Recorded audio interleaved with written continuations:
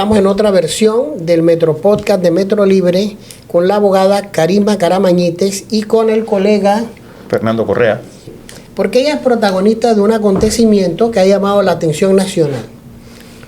Karisma notarió una serie de conversaciones que sostuvo el año pasado y que se relacionan con una demanda que fue interpuesta ante la Corte Suprema de Justicia para impedir la candidatura presidencial del hoy presidente de la República, José Raúl Munilo.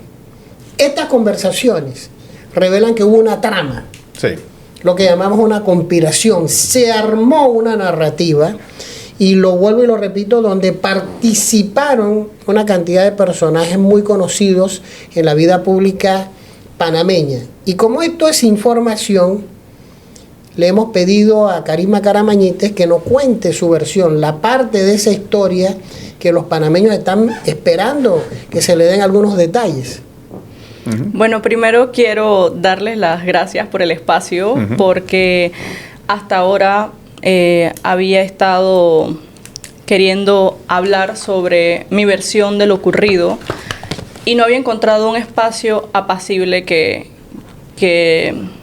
de alguna forma escuchara con atención lo que quisiera comentar, ¿no?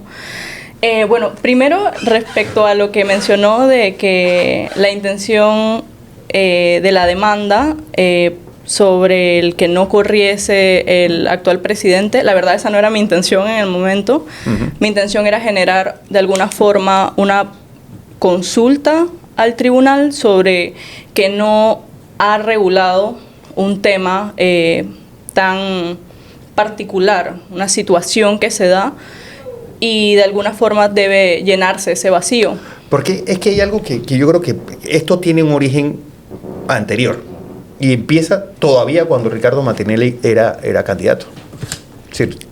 Bueno, primero para poder explicar esto, para darles respuesta, tengo que explicarles cómo llegué a Foco. Y también las personas que de alguna forma allí me acompañaban, exacto, bueno, trabajaban, para poder darles contexto de todo, porque es un poco extenso explicarlo. Primeramente, en Foco trabajaban varias personas. Daniel Lopera, Mauricio Valenzuela, Annette Planels, Luis Esquivel Golcher, y bueno, otras personas diseñadores y así. Pero básicamente los que mencioné eran los que estaban presentes continuamente en el día a día. En esto, un día, yo entré a Foco el 15 de enero. Entonces, habiendo pasado poquitos, como menos de 30 días, a Martinelli lo inhabilitan para correr. Recuerdo que para ese momento, claro, yo llego al trabajo como cualquier persona que trabaja, inclusive transparente con lo que cobraba, me pagaban $1,500 al mes. Yo llegué a hacer videos, llegué a... de alguna forma, al principio la intención era que fuese un tema como más bien legal, ¿no? Como hacer blogs legales, no sé qué. Cuando llego ahí me entrevista Annette Planels realmente es quien me entrevista y como me recibe, ¿no? Sí. Bueno, pasan los días, menos de 30 días, y entonces a Martinelli lo inhabilitan. Recuerdo que, de hecho, tengo la foto de ese día, que es se las puedo pasar, Sí, claro. Para que las muestren. La foto de ese día, donde en un restaurante fuimos a comer y habían como muchas personas que generalmente uno ve en la tele, no había tenido la oportunidad de conocerlas. Y bueno, en esta interacción, bueno, primero me doy cuenta de que ellos están muy... ¿Tienes la foto para mostrarla? Sí, claro. Más o menos para que sepan quiénes estaban allí. A ver. Mostremos acá a la cámara. Aquí. Bueno, ahí están. Bueno, la ingeniera Balbina Herrera, Annette Planels, Mauricio Valenzuela, Luis Esquivel, Guido Rodríguez, Álvaro Alvarado, Daniel Lombana. Guido Rodríguez. Sí. O sea que esta fotografía es de un evento donde celebraban la inhabilitación del expresidente Ricardo Martinelli. ¿Y cómo llegamos a la demanda en la Corte Suprema de Justicia? ¿Eso fue algo que ocurrió porque se nos ocurrió de repente? ¿O hay personas que lo sugirieron, lo manejaron, lo armaron? Bueno, un día estábamos en la oficina y también por esto quiero dar la explicación porque de esta conversación nace de que la intención no era que él no fuese candidato, o al menos para mí. Para ti, ok. Mulino. Exacto. Para mí era una consulta, inclusive, y hay que tener contexto. Yo soy una abogada joven. En ese momento yo tenía, acababa de cumplir 25 años. Uh-huh. El tema es de que en una conversación en la oficina, que estaba Anet, estaba Daniel, estaba Luis, uh-huh. Me preguntan como que yo qué opino sobre como que este tema. No estaba Mauricio porque él estaba en Colombia. Me preguntan yo qué opino de este tema, aunque después él lo llamaron y lo pusieron en speaker, así que era que, como si estuviese. Yo les dije, bueno, en este caso, desde mi perspectiva legal, yo creo que hay que impugnarlo ante el tribunal, uh-huh. que es la vía, porque al final el tribunal siguen siendo magistrados también, pero el tribunal electoral. Como hacer la consulta de por qué no se está reglamentando este vacío, porque para mi perspectiva la ley es, bueno, la ley y la Constitución es escueta en el tema, pues lastimosamente habla del fallecimiento, pero no habla directamente de, en este caso, una persona que ha sido inhabilitada por una condena en firme. Entonces, nada, en ese momento Anet dice, espera, déjame llamar a alguien que sí como que puede tener más conocimiento sobre esto, porque yo creo que el tribunal no es la vía. En ese momento llama a un abogado que la verdad no sé quién es. Conversamos acerca de que la vía era la Corte Suprema de Justicia. Y yo le digo, vale, perfecto. Hay que también tener contexto. La mayor parte de los abogados, el 60% de los abogados, nunca en su vida va a llegar a presentar algo en la corte, porque primero te lo rechazan por forma. Sí. Entonces era como que, vale, brutal. Eventualmente me dicen como que vamos a ver si hay otros abogados para entonces ver si por esta vía se puede como que hacer algo. Ellos en ese momento la intención era que fuese yo y una serie de otros abogados. Yo, vale, total, hay más abogados aparte que mí, por favor. Entonces, eventualmente, ahí empieza todo. Al día siguiente, uh-huh. me escribe, y tengo que hacer un paréntesis al cuento. Yo cuando trabajé en Morgan fui asistente de operaciones fiduciarias. Uh-huh. En la parte de derecho privado. Exacto, sí. Pero tenía como que una buena relación aún en el pasillo. Hola, ¿cómo está? No sé qué. Entonces me escribe una persona que yo había visto en Morgan y que inclusive nos seguíamos en redes sociales, en Twitter. Twitter es muy político, ¿no? Sí. Entonces para mí no era desconocido y era como que, bueno, mira, te estoy dando el modelo para que tú lo adecúes. A todo esto ya... ¿Era ya Carlos Ernesto González? Ajá, exacto. Estas son las conversaciones de Carlos Ernesto. Que presentaron la semana pasada. Carlos, es normal que un abogado trabaje sobre un modelo de otro abogado, sobre todo hablando de algo como esto. Entonces para mí no fue raro. Para mí fue como que, ok, estoy haciendo un trámite normal. Yo, de hecho, en los chats que me filtraron, yo le preguntaba como que, ¿qué pongo acá pongo mi idoneidad? Porque en la corte, pues, por forma te rechazan. Entonces, por eso es que ven de que él ahí como que me explicaba cosas. Sí. A todo esto, debo aclarar de que Carlos Ernesto no es constitucionalista. No. Entonces, a mi parecer, seguramente él también alguien lo estaba de alguna forma apoyando, ¿no? No sé. Digo, después ya en retrospectiva he pensado esto. Él ve temas de seguros. Ese día que yo fui a presentar la demanda... ¿Pero tú redactaste la demanda?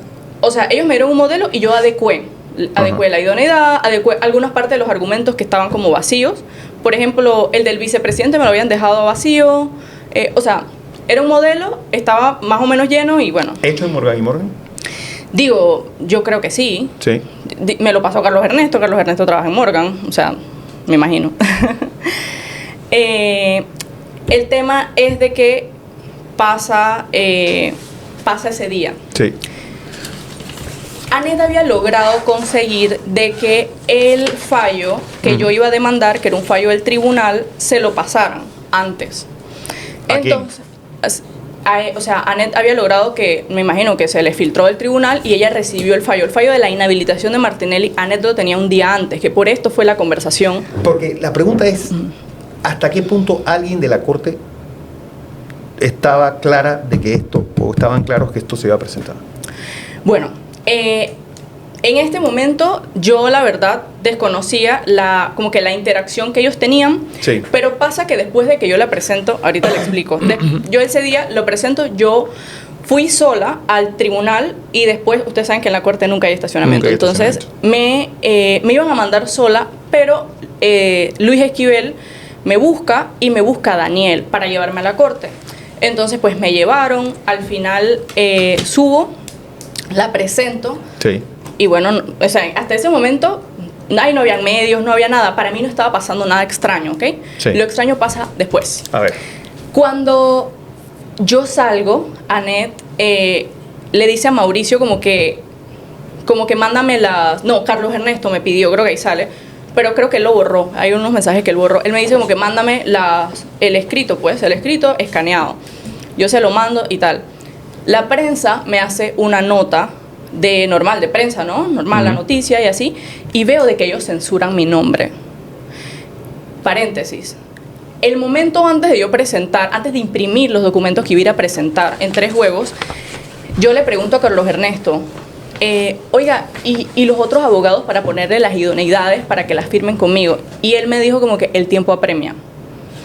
Como que apúrate, o sea, no estés preguntando. Y yo como que, en verdad, alrededor de todo era como que apúrate porque después Pero va a venir otro abogado. ¿esta demanda te contrataron o tú lo hiciste de forma voluntaria? Porque siempre se ha dicho que te dieron dinero. No, para nada. Yo ganaba a la quincena $750 al Pero mes digo, en no Foco. te dieron por esta demanda. No. Estás actuando de abogada, no estás hablando de No, para comunicadora. nada. O sea, y si alguien mandó plata, a mí no me llegó. O Y sea, si hacemos una lista de nombres, ¿quiénes son esos nombres que estuvieron involucrados alrededor de esta pretensión jurídica? bueno, directamente como que yo hablé con Carlos Ernesto. De ahí para allá, después le escribí, no sé, bueno, en las conversaciones que filtraron, que vi que las filtraron a medias, porque hay conversaciones con Anet que Sí. yo notaría, pero por algún motivo los medios decidieron censurarlas. Con Anet, por ejemplo, ella me dice 100% tu apoyo, no sé qué. A todo esto, Anet no era como muy de hablar conmigo por WhatsApp, era más como de hablar conmigo No por teléfono. en persona o estaba en la oficina, pues. Entonces, ellos no me permitieron como que hablar con más nadie. Inclusive... En las conversaciones que notariaste, que aparecen aquí en estos documentos, hay una que tienes con Anet Planel, donde ella dice, puedes estar cambiando el destino del país. Quedó en el despacho del magistrado más diligente y creo que Caraballo debe contestar rápido. ¿A qué se refiere? Bueno, ya en ese momento habían pasado traslado y le había tocado que se pronunciara Caraballo y le cayó a Rocha, a Olmedo Arrocha. Yo para ese momento, o sea, yo nunca hablé de ninguna forma con ningún magistrado. Con O sea, ningún magistrado. ¿quién soy yo para escribirle a un magistrado sobre este tema, pues? Pero ellos siempre, 2 cosas. Uno, estaban contentos de que le hubiese caído a Olmedo y días después me encuentro Anet hablando por teléfono en la oficina, que estaban como un poco en crisis. Sí. Y yo como que, bueno, ¿qué pasa? Ella diciendo como que María Eugenia ya no me responde el teléfono, pero enojada. Y ahí me doy cuenta que es que ellos hablan con los magistrados. No sé con cuántos, no sé con cuáles.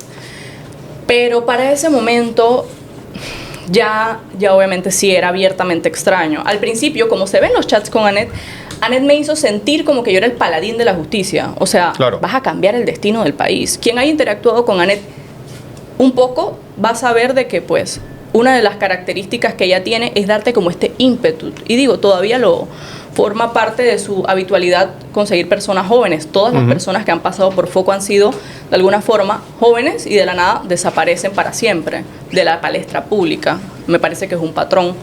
Entonces, fue una de las cosas que me hicieron sentir como que esto es bueno. Yo, perfecto, es bueno para la democracia, ¿no? Ajá. ¿Y por qué lo notariaste? Ok, ¿por qué lo notaría? Después de que pasa todo esto, hay que contextualizar otras cosas, pero un día Luis Esquivel,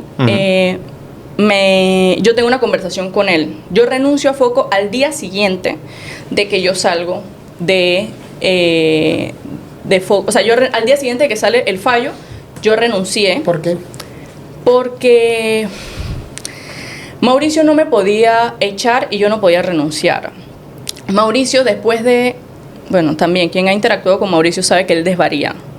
Pero creo que eso fue como en declive. Porque al principio, digo, nadie amanece loco. O sea, él progresivamente su mente se fue deteriorando. Él tomaba 6 tafil al día, 7 tafil, que esa es la máxima dosis.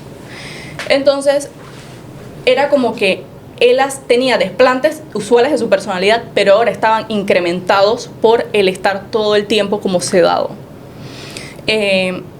Eventualmente, pues Mauricio se comporta de manera como agresiva, no solamente psicológica y económicamente, y digo económicamente porque cosas como hoy es 15, y ustedes saben de que los 15 se paga en la mañana, al mediodía, así. Yo entraba a trabajar a las 9 de la mañana, eran las 9 de la noche, llevaba 12 horas trabajando, y yo le preguntaba, oye Mauricio, ¿me puedes pagar mi quincena? Y Mauricio, no he sacado el día, así que no te voy a pagar ni censura, porque... Ajá.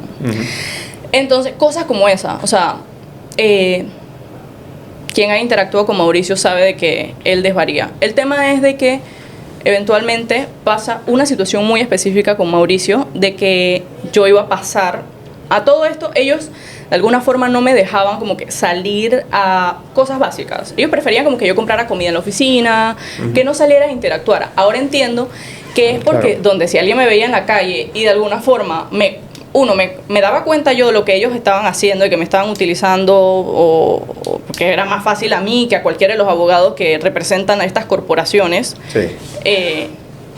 Y yo también podía de alguna forma retirar la demanda. Entonces ellos como que no voy a decir que, bueno, sí, me aíslan, pero no diciéndome que no puedes salir, sino como que, oye, no, quédate aquí, pide comida. En uno de esos días yo voy pasando a buscar la comida, el delivery, y le digo a Mauricio, oye, quítate, porque él tenía como que los pies alzados y él estaba como que dormido, como turulato en el sillón. Yo le digo que se quite y él se levanta sobre su propio peso y me mete un puñete en el estómago.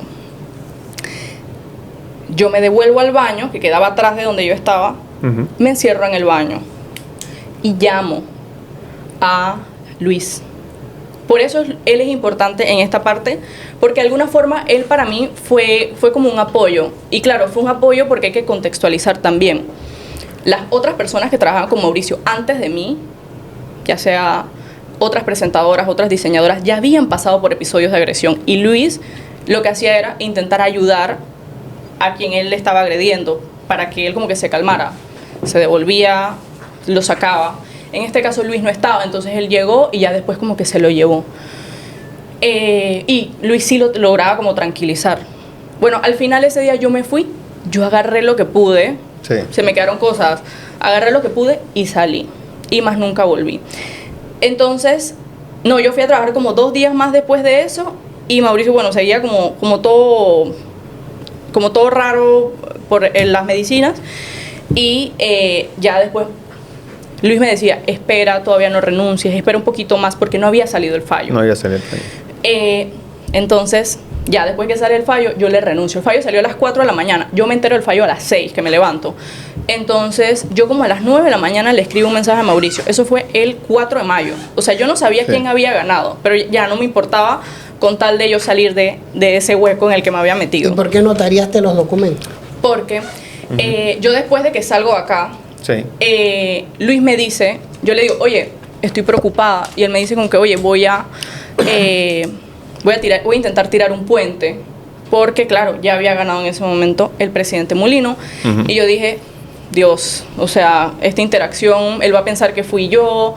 Entonces me dice, déjame tirar un puente. En ese puente aparece una persona que la verdad fue muy amable conmigo en su momento. Yo no sabía el nombre, me entero el nombre después, que es Ventura Vega.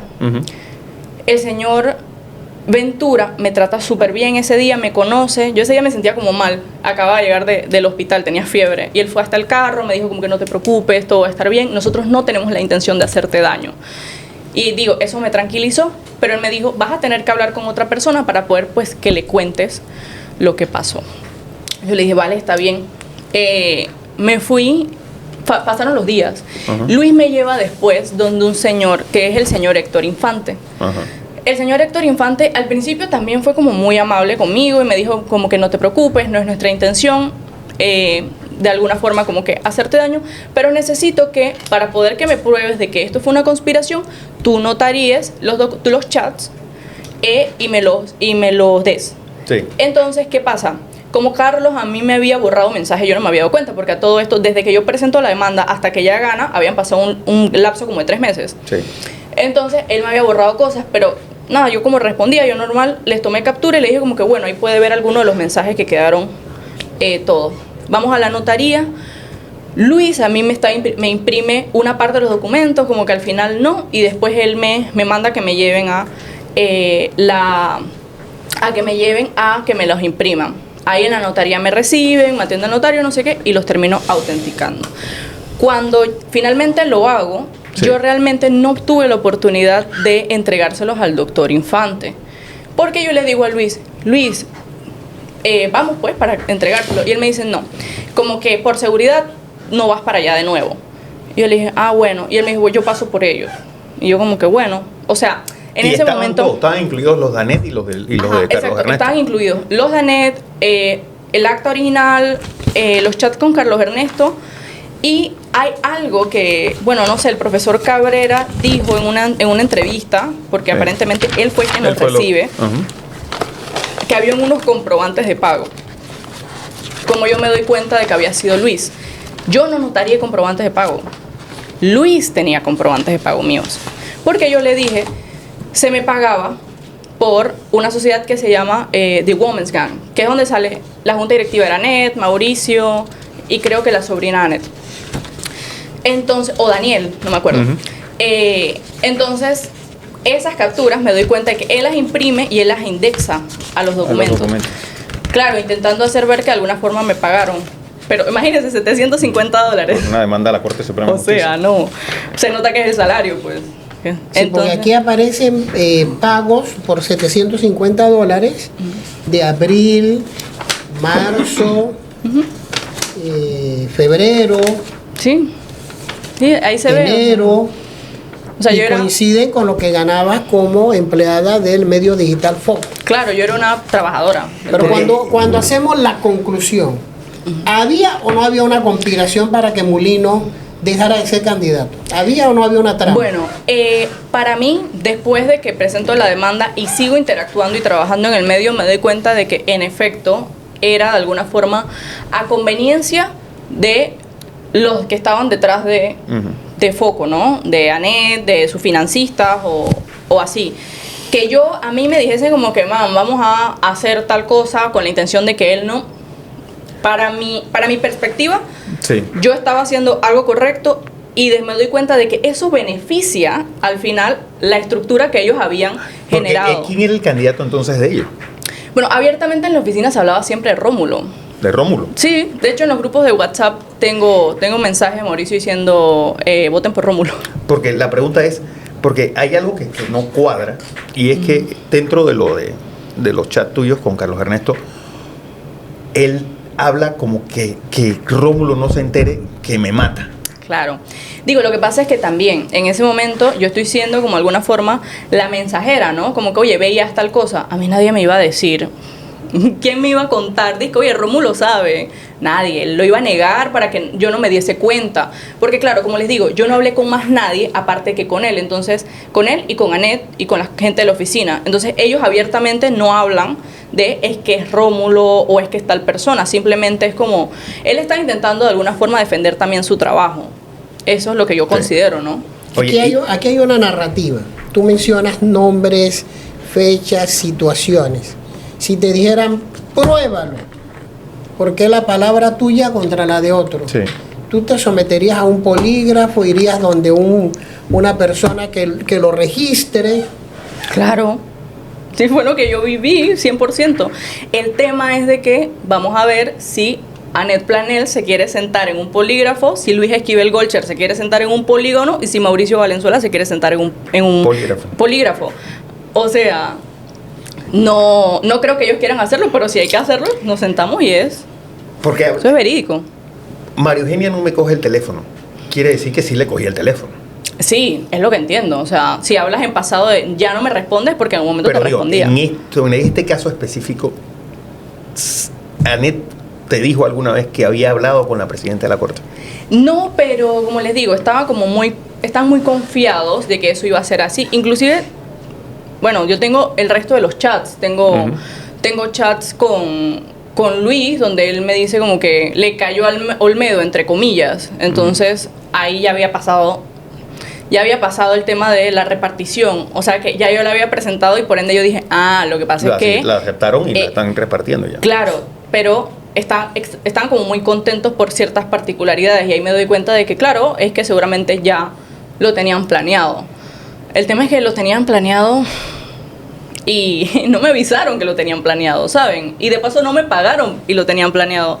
Al final, en el ejercicio de la abogacía hay tablas, ¿saben? Cuando un abogado va y presenta un poder... en la Corte Suprema de Justicia. Claro, eso se llama casación. Las casaciones, cuando un proceso llega a la Corte Suprema, eso tiene una tabla. El mínimo creo que son $10,000 que tú le tienes que pagar a un abogado. Bueno, 10, por eso hablaron 15. siempre de esa cifra. Claro, porque es que eso era lo mínimo que como tramitante, como abogada en ejercicio, debían haber pagado. En esta confabulación, ¿había alguien en el Tribunal Electoral? Bueno, yo directamente no puedo asegurar que sí, pero digo, estoy segura porque si no, entonces como Anet consiguió las copias antes el fallo de la inhabilitación de Martinelli. O sea, sí había alguien, pero Bueno, sepa Dios quién era. Sí, hemos hecho un repaso con Karima Caramañites y con Fernando Correa de esta historia sí. que ocurrió el año pasado, cuando al expresidente Ricardo Martinelli no le permiten participar.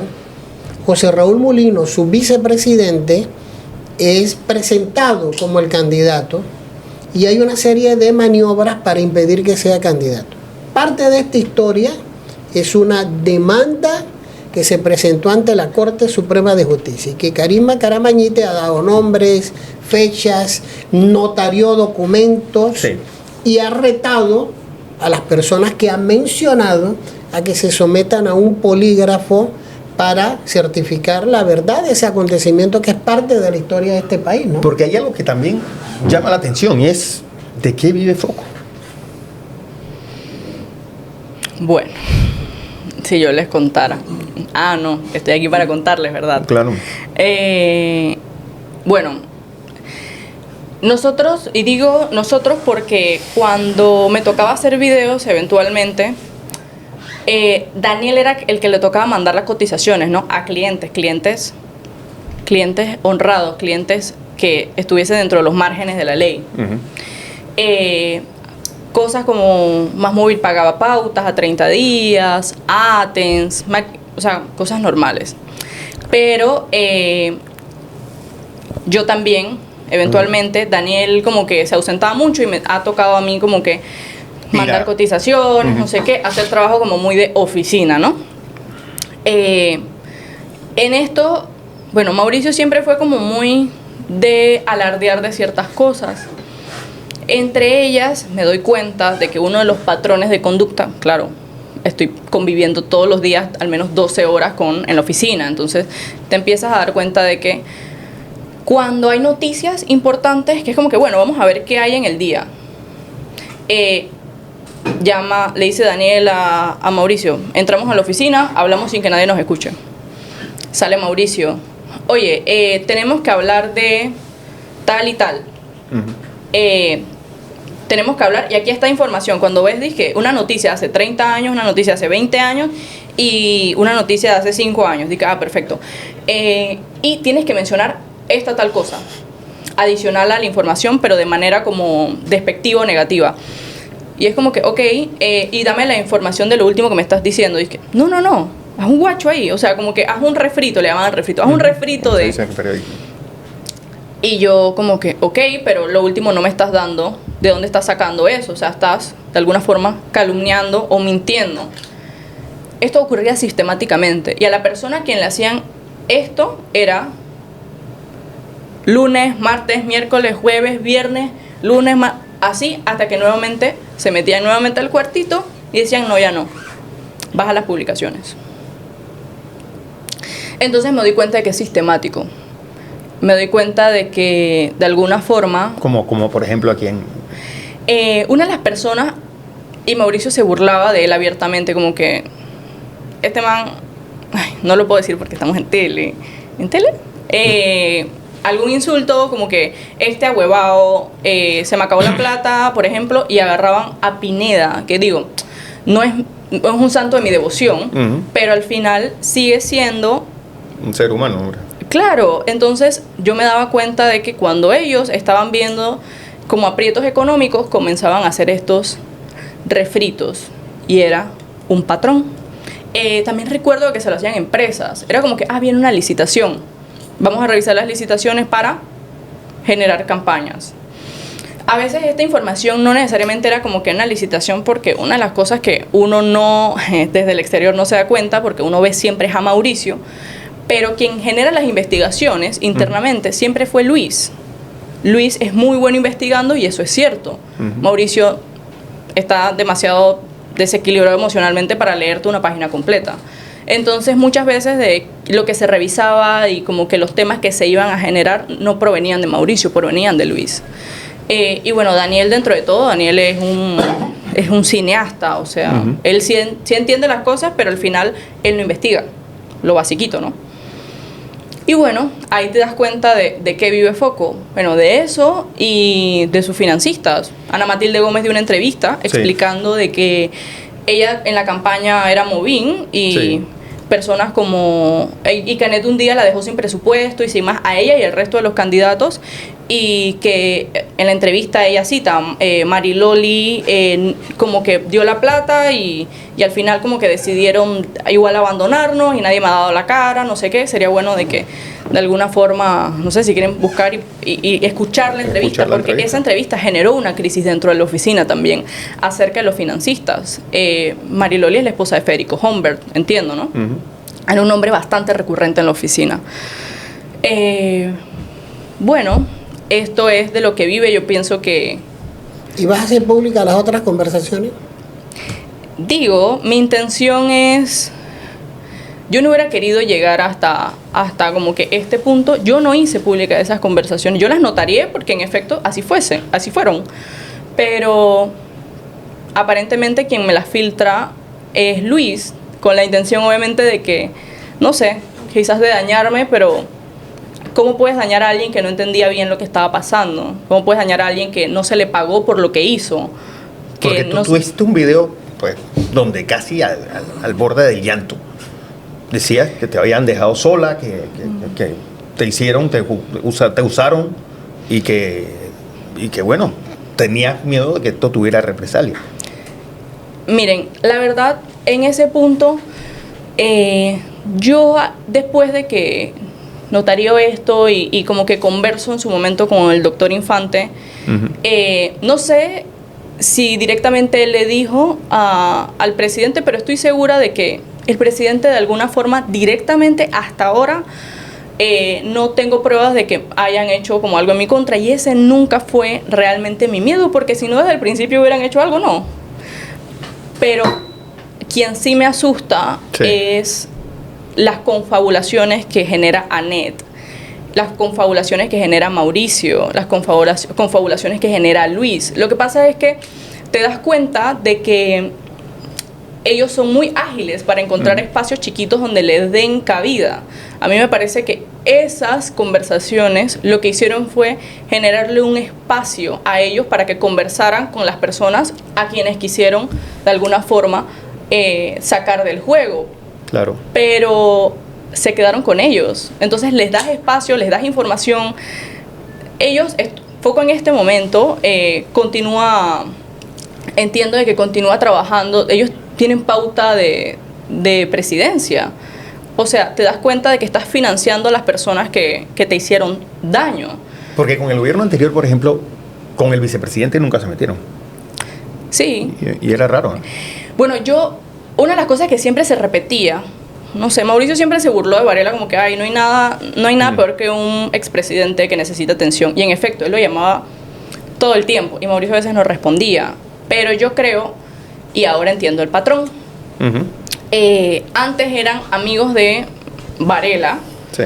Eventualmente se volvieron amigos de Gaby, que Gaby no es un santo de mi devoción, y de hecho, si hay alguien que le ha dado para trapear el piso con él, he sido yo con todas las licitaciones y los sobrecostos que hicieron, pero yo entiendo de que él también fue de alguna forma afectado por este patrón de conducta al margen de la ley de la extorsión, que genera Foco con las personas que sienten que pueden pagar. Entonces, y oíste que pagaron. Sí. ¿Que pagó? Una de las cosas que sé que pasó, porque pues Mauricio lo contaba también como una hazaña, era de que él había volado en un helicóptero a El Valle y le había dejado un maletín con $500,000. Wow. Y él decía como que, o sea, estás viendo en qué ligas estamos. Wow. Y yo, wow. Y por ejemplo, Juan Diego Vázquez, ¿tendría alguna relación con este grupo?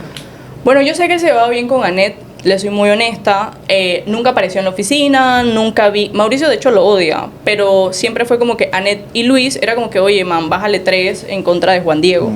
Pero en esto, la verdad, no aparecen en algo en específico. Para cerrar la entrevista, ¿sientes que te usaron? Sí. Bueno, agradecemos a Carisma Caramañite por su testimonio valiente y esperamos que esto evolucione como debe evolucionar. Claro. Gracias, Carisma. Gracias a ustedes.